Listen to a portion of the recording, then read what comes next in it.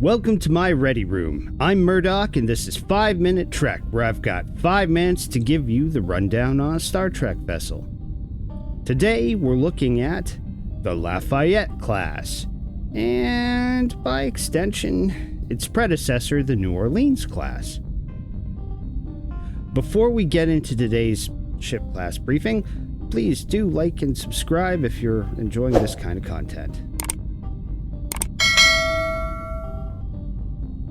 Alright, so right off the bat, unlike last episode, this ship type is actually considered 100% canon. The episode basically consists of entirely beta canon lore. The difference here is one such ship, the USS Kyushu, was a participant in the crucial time in TNG, Wolf 359, seen here before and then after an encounter with the Borg cube, or Michael Okuda, depending on which side of the fourth wall you're on. Okuda describes the aesthetic pretty much matching what we see. A scaled-down galaxy saucer, meaning they use an Enterprise D kit, and bigger windows, larger bridge hump, and 3 additional outboard pods to make it look at least a little bit different.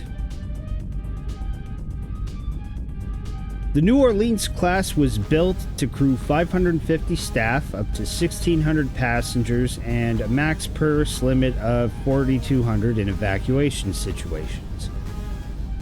Ships of this type were used as general-purpose frigates throughout their service lives in the 24th century, armed with 10 Type 9 phaser arrays capable of omnidirectional targeting, and 2 pods mounted on the top of the saucer were torpedo launchers, capable of full 360-degree firing arcs between the 2 of them.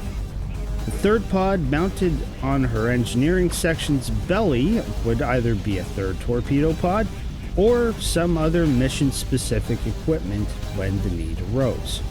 The New Orleans class could cruise at warp 6 and hit a maximum travel speed of warp 9.3.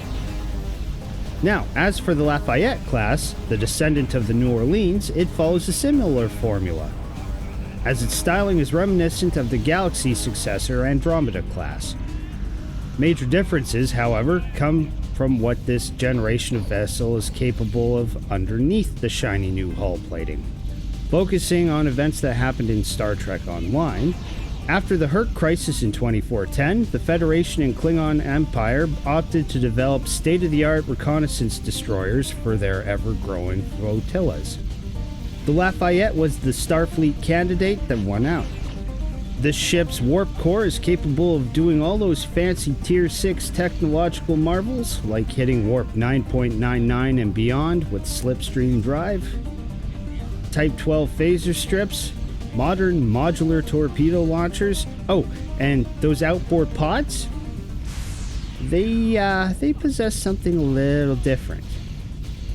They're supposed to be long-range sensor rays that use hyper-focusing trinary beams to converge on the target and dissect it at the quantum level for data. But here's the thing.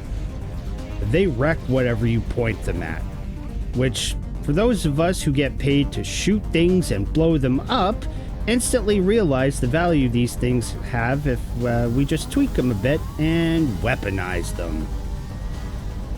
So that's where this recce frigate ceased being a frigate and became more of a destroyer, if you catch my drift. As such, the Advanced Starship Design Bureau did what they do best and tweaked the ship class's layout to accommodate a more tactical loadout.